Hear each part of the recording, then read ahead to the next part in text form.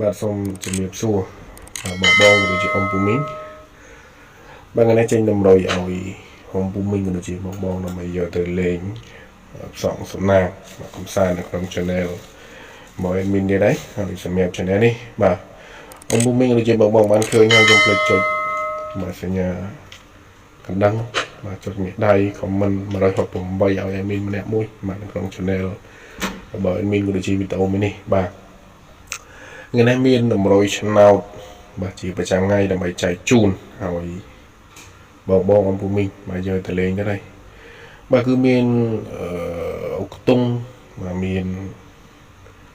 2លេខហើយនឹងមាន3លេខផងដែរហើយតម្រុយឆ្នោតនេះអាចយកទៅលេងបានណាបាទលេង1000 2000 2000ចាក់កំសាន្តលេងទៅបាទបងធ្វើតម្រុយឲ្យ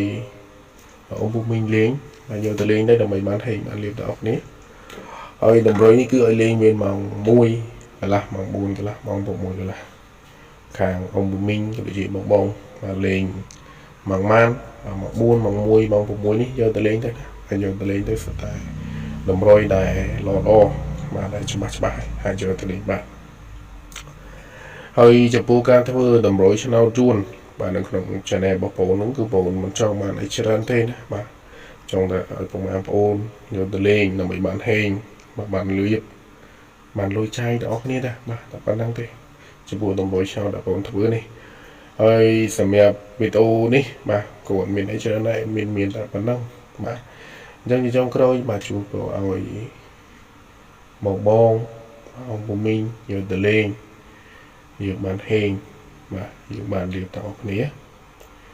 បាទខ្ញុំសូមអរគុណសូមជំរាបលា